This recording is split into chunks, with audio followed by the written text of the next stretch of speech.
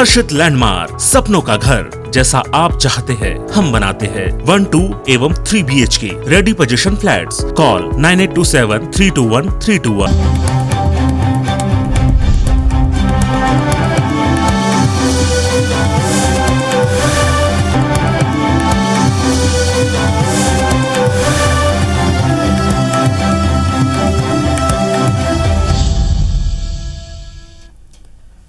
नमस्कार, स्वागत है आप सबका। मैं पुनीत पाठक और आप देख रहे हैं मेरा मध्य प्रदेश। मध्य प्रदेश की दिन भर की बड़ी खबरें विस्तार से देखते हैं। केंद्रीय कृषि कानूनों के विरोध में किसान संगठनों ने आज भारत बंद बुलाया। मध्य प्रदेश में इसका मिला जुला असर दिखा। भोपाल में किसान संगठनों के बंद को कांग्रेस ने अपना समर्थन दिया। खुद पूर्व सीएम दिग्विजय सिंह करौंद मंडी के गेट के ऊपर वहां बैठे और किसानों को संबोधित करते हुए कहा कि कृषि कानून बनाने से पहले किसानों की राय नहीं ली गई। उन्होंने तीनों कानूनों को न सिर्फ किसान विरोधी बताया बल्कि उपभोक्ता विरोधी भी कहा। इधर ग्वालियर में किसान संगठनों और कम्युनिस्ट पार्टी के कार्यकर्ताओं ने ट्रैक्टर रैली निकाली। किसानों के साथ उनके परिवार भी मौजूद रहे। जबलपुर में कांग्रेस समेत अन्य विपक्षी दलों ने किसानों के समर्थन में तीनों कानूनों का विरोध किया और इस विरोध प्रदर्शन के दौरान बीजेपी नेताओं ने कहा कि ये किसानों का आंदोलन नहीं है, कांग्रेस अपने अस्तित्व बचाने को लेकर जंग लड़ रही। सीएम शिवराज सिंह ने कहा कि कांग्रेस किसानों के लिए कभी कुछ नहीं किए, आज धरने पर हैं। वीडी शर्मा ने कहा कि दिग्विजय सिंह और कमलनाथ किसान नहीं हैं, मुख्यमंत्री रहते वो कभी जनता के बीच नहीं गए। व्यापारियों की तरफ से भाई गोविंद गोयल जी बताएंगे कि ये न केवल किसान विरोधी लेकिन व्यापार विरोधी भी। आज पूरे देश में जो किसानों जो 3 काले कानून पार्लियामेंट में मोदी सरकार ने पास किए उसके खिलाफ यह आंदोलन था और पूरे देश में आंदोलन हो रहा है कि वो काले कानून वापस लिए जाए। नाटक कर रहे हैं किसानों के लिए धरने पे। बैतूल में किसानों को किसने गोली से बनवाया था? ना तुमने बिजली दी, ना नारे लगाते थे लोग जब तक रहेंगे दिग्गी जलती रहेगी डिब्बी, चिमनी वाली डिब्बी। अंधेरा दिया तुमने प्रदेश को, पानी नहीं दिया सिंचाई का, पीने का पानी नहीं दिया, आज नाटक कर रहे हो। दिग्विजय सिंह किसान नहीं है, कांग्रेस के कमलनाथ किसान है। वहां बैठे हैं जाकर के अपने महलों के अंदर, बल्लभ भवन के अंदर। मुख्यमंत्री थे, कभी जीवन में किसानों के पास नहीं गए। ये कभी किसान नहीं है। लोग आकर के इकट्ठे होकर के अपने अस्तित्व बचाने की लड़ाई लड़ रहे हैं। ये कोई किसानों के हितकारी नहीं है। मध्य प्रदेश में आगामी उपचुनाव की तैयारी में जुटी भारतीय जनता पार्टी मैदानी दौरे काफी तेज कर चुकी है। खुद सीएम शिवराज से लेकर प्रदेश अध्यक्ष वीडी शर्मा, प्रदेश के मंत्री उपचुनाव के क्षेत्रों में जाकर भागदौड़ में जुटे हैं। आज सीएम शिवराज सिंह चौहान खरगोन जिले के झिरनिया दौरे पर रहे, जहां उन्होंने करोड़ों रुपए के विकास कार्यों की सौगात दी। साथ ही जनदर्शन यात्रा के जरिए जनता के बीच पहुंचे। मुख्यमंत्री के दौरे को लेकर खंडवा लोकसभा उपचुनाव की जो तैयारियां पार्टी कर रही है उससे जोड़कर देखा गया। इधर ओरछा पहुंचे वीडी शर्मा ने पृथ्वीपुर विधानसभा उपचुनाव को लेकर बीजेपी की तैयारियों को परखा। कार्यकर्ताओं की मीटिंग लेकर उन्हें निर्देश दिए। प्रदेश सरकार के 4 मंत्री अलीराजपुर के जोबट विधानसभा क्षेत्र भी पहुंचे, जहां उन्होंने कार्यकर्ताओं के साथ बैठक कर सरकार के कामकाज पर फीडबैक लिया। चुनावी तैयारी के संबंध में जरूरी निर्देश दिए।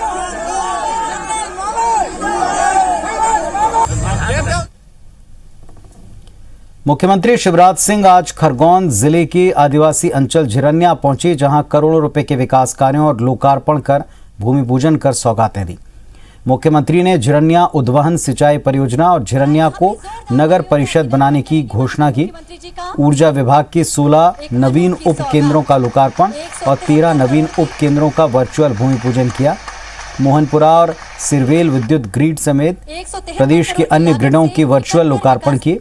सीएम शिवराज ने संबल योजना के 14,475 हितग्राहियों के खाते में 321 करोड़ की राशि ट्रांसफर की। सीएम शिवराज सिंह ने पूर्व की कमलनाथ सरकार पर निशाना साधा। झिरनिया से चैनपुर, आभापुरी, शिवना, गोराडिया और बीकन गांव तक 40 किलोमीटर तक एक जन दर्शन यात्रा भी निकाली। इस दौरान ग्रामीणों से मुलाकात की। सीएम शिवराज का ये दौरा खंडवा लोकसभा उपचुनाव से जोड़कर देखा गया। शिवना गांव में सीएम शिवराज सिंह जमकर थिरके भी। ढोल मांदर की थाप पर पारंपरिक आदिवासी नृत्य किया।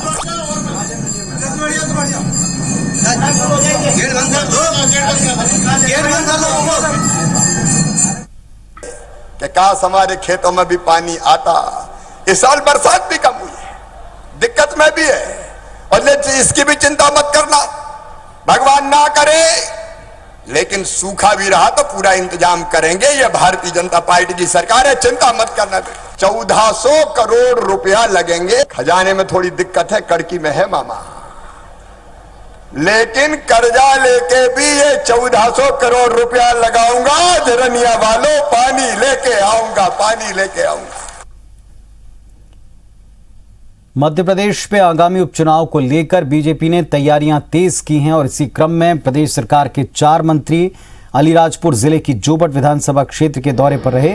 मंत्री ओम प्रकाश सकलेचा, मंत्री गोविंद सिंह राजपूत, मंत्री महेंद्र सिंह सिसोदिया और जिले के प्रभारी राजवर्धन सिंह दत्तीगांव ने कार्यकर्ताओं के साथ बैठक की, सरकार के कामकाज का फीडबैक लिया।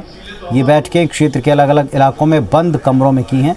एक साथ 4 मंत्रियों के दौरे को महेंद्र सिंह सिसोदिया ने सरकारी कामकाज की समीक्षा बताया। सिसोदिया ने कहा कि सरकार आदिवासियों के लिए विभिन्न योजनाओं के माध्यम से कई विकास कार्य कर रही है, जिससे इस वर्ग के लोगों को फायदा भी हो रहा है। उन्होंने जोबट समेत प्रदेश की 3 विधानसभा सीट और 1 लोकसभा सीट पर उपचुनाव में बीजेपी की जीत का दावा किया। 2003 से भारतीय जनता पार्टी की सरकार आई, तब से लेकर आज तक अगर आप देखें, आपके लोगों के लोग हैं, कितना विकास वो गाँव में हुआ। आज प्रधानमंत्री आवास में आज मंजूर में सर्वाधिक रूप से प्रधानमंत्री आवास में मरेगा। सबसे बड़ी हमारी जो ग्रामीण क्षेत्र की जो थी मूलभूत समस्या आवास, तो प्रधानमंत्री जी ने दी, माननीय मुख्यमंत्री जी ने। और भोपाल से सुधीर दंडोतिया हमारे सहयोगी जुड़ रहे हैं, सीधे उनका रुख करते हैं। सुधीर, जिस तरह पूरे दिन की गतिविधियां दिखी, चाहे मुख्यमंत्री की, चाहे मंत्रियों की, चाहे दौरे में जिस अंदाज में मुख्यमंत्री बोल रहे हैं, साफ नजर आ रहा है कि उपचुनाव पर और उपचुनाव वाले इलाकों पर पार्टी का पूरा फोकस है। देखिए पुनीत, बिल्कुल चुनाव की तारीखों का ऐलान भले ही ना हुआ हो, पर लेकिन बीजेपी पूरी तरीके से चुनावी मोड में नजर आ रही है। मुख्यमंत्री शिवराज सिंह चौहान की बात करें, प्रदेश अध्यक्ष बीडी शर्मा की बात करें, प्रदेश सरकार के मंत्रियों की बात करें, जहां पर उपचुनाव के क्षेत्र की जिम्मेदारी दी गई थी, उन मंत्रियों के प्रवास लगातार देखने को मिल रहे हैं। और आज ऐसा लगा कि जैसे भरे चुनाव के बीच में ये लोग प्रचार करने के लिए निकले हों। मुख्यमंत्री शिवराज सिंह चौहान झरनिया पहुंचे थे, इसके अलावा बीकन गांव में जनदर्शन कार्यक्रम में उन्होंने शिरकत की और 321 करोड़ की जो सौगातें हैं वो इस पूरे क्षेत्र के अंदर मुख्यमंत्री शिवराज सिंह चौहान के द्वारा दी गई।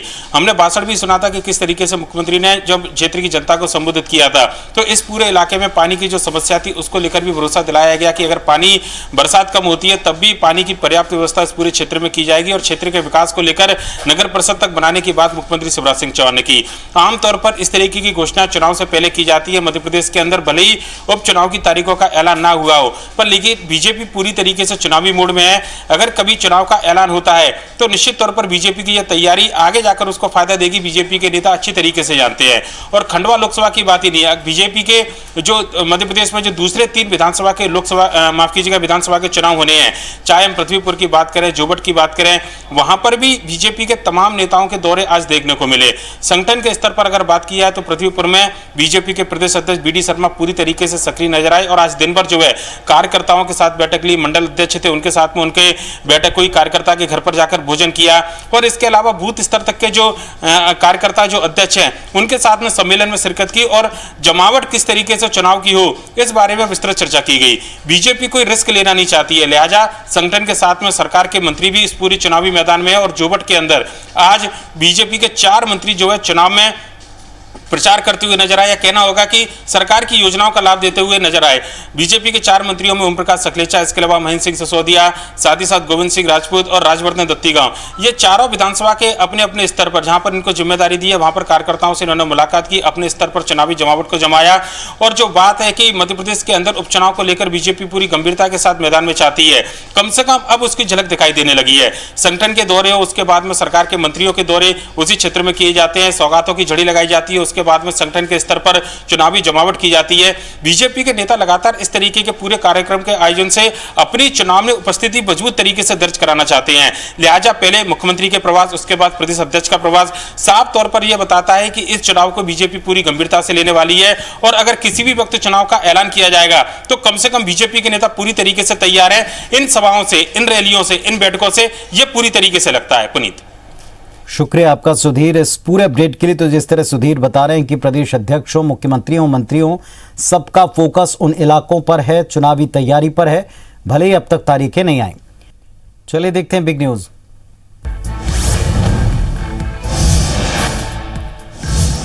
चीन एक बार फिर से भारत से लगी बॉर्डर के ऊपर सक्रिय है। 17 महीने पहले पूर्वी लद्दाख में मुठभेड़ के बाद एक बार फिर से चीन सीमा रेखा के पास अपनी सेना के लिए बंकर बना रहा है। इंटेलिजेंस रिपोर्ट के मुताबिक चीन ने पूर्वी लद्दाख के सामने वास्तविक नियंत्रण रेखा के पास करीब 8 लोकेशन पर नए अस्थायी टेंट जैसी रहने की व्यवस्था की है।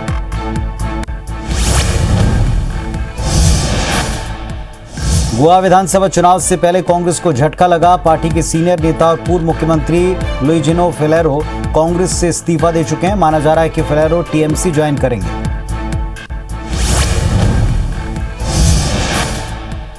चक्रवाती तूफान गुलाब रविवार रात उत्तरी आंध्र प्रदेश और उससे सटे दक्षिण ओडिशा के ऊपर कमजोर होने के बाद एक गहरे दबाव में बदला। भारत मौसम विज्ञान के मुताबिक अगले 2 से 3 दिन के दौरान कोंकण, गोवा, महाराष्ट्र, ओडिशा, मराठवाड़ा में अलग अलग स्थानों पर भारी से अति भारी बारिश हो सकती है। अगले 24 घंटे में तेलंगाना के कुछ जिलों में भारी बारिश का अलर्ट भी जारी हुआ है।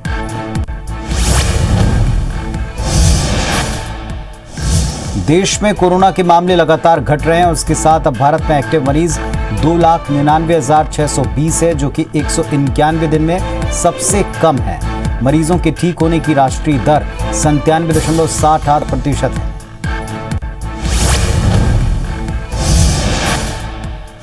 प्रयागराज से बड़ी खबर मिली। महंत नरेंद्र गिरी केस में तीनों आरोपियों की 7 दिन की रिमांड मंजूर हो गई है। आनंद गिरी, आद्या और संदीप तिवारी को 7 दिन की रिमांड पर भेजा गया। तीनों आरोपी 7 दिनों तक सीबीआई की हिरासत में रहेंगे।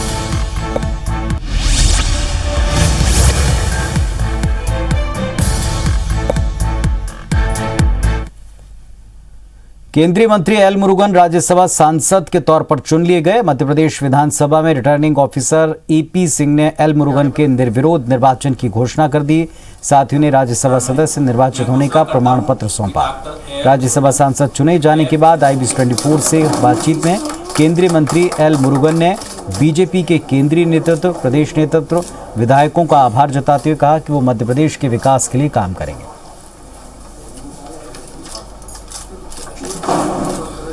मध्य प्रदेश से राज्यसभा सांसद निर्वाचित हुए डॉक्टर एल मुरुगन मध्य प्रदेश से अब नए सांसद के रूप में केंद्रीय मंत्रिमंडल में भी शामिल है। सर, आप केंद्रीय मंत्रिमंडल में मध्य प्रदेश से शामिल हुए हैं, अब राज्यसभा बनने के बाद क्या कहेंगे?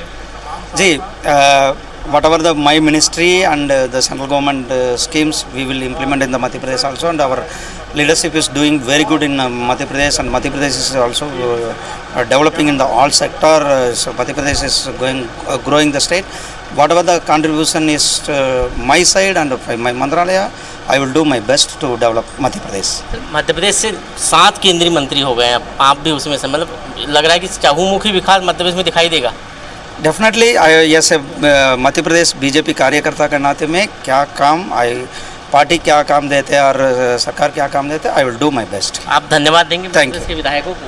Yes, already I extend my hearty thanks to all MLAs from Madhya Pradesh and our Chief Minister Sri Shivraj Singh Chauhan ji, our party Pradesh Adhyaksh Sri V.T. Sharma ji, and our BJP leaders from the Madhya Pradesh, and I want to thank to our Prime Minister Sri Narendra Modi ji, Home Minister Sri Amit Shah ji, and BJP National President Sri Nadda ji also. Thank you.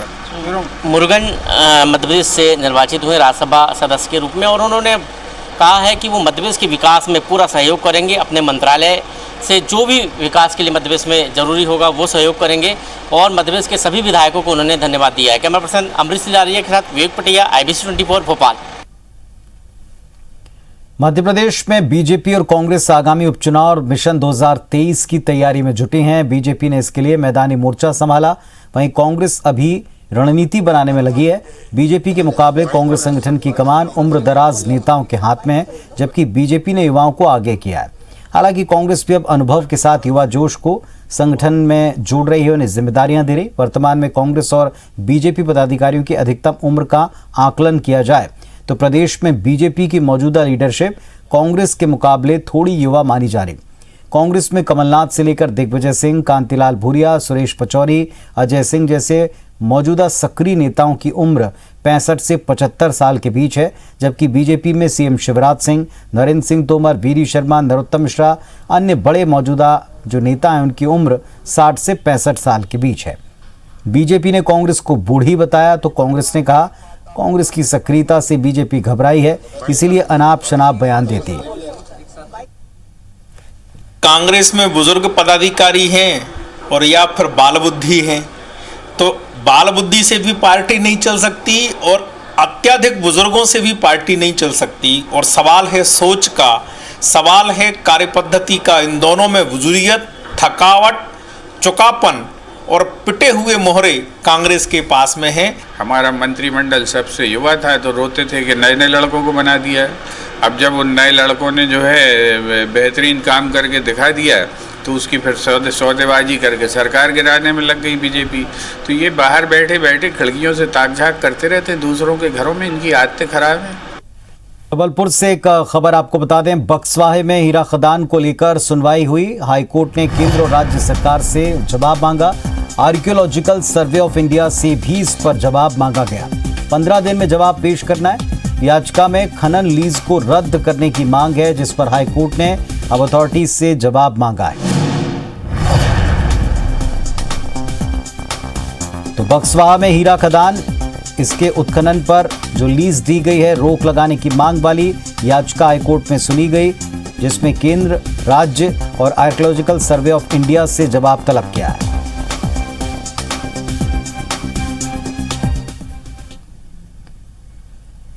Jabalpur में सोमवार को builder DM Mansuri पर कार्रवाई करने के लिए सैकड़ों लोगों ने एसपी ऑफिस का घेराव किया। पीड़ित पक्ष ने बिल्डर पर एफआईआर दर्ज कर कार्रवाई की मांग की है। इंद्रप्रस्थ कॉलोनी निवासी लोगों का आरोप है कि ठगी करने वाले बिल्डर मंसूरी पर कई शिकायतों के बावजूद कोई कार्रवाई नहीं की गई। दरअसल जबलपुर के आधार ताल के पास इंद्रप्रस्थ कॉलोनी में बिल्डर ने सैकड़ों प्लॉट्स बेचे, जिनका नामांतरण नहीं हो रहा। आरोप है कि बिल्डर ने प्लॉटिंग करके लोगों को ठगा है। हम लोग लगातार भूमाफिया डीएम मंसूरी के खिलाफ में उसके खिलाफ सख्त कार्रवाई की मांग कर रहे हैं, क्योंकि वो रजिस्ट्री नहीं कर रहा और धोखाधड़ी किया है। जमीन संबंधी जो फ्रॉड है उसके संबंध में शिकायत करने आए थे। ये भूमाफिया के नाम पे इनका कहना था कि इनकी जो लैंड है वो उसकी रजिस्ट्री नहीं हुई है और आरोप लगा रहे थे, तो इसकी पूरी जाँच की जाएगी। तो इस बुलेटिन में फिलहाल इतना ही। खबर अपडेट्स के लिए आप देखते रहें IBC 24। नमस्कार।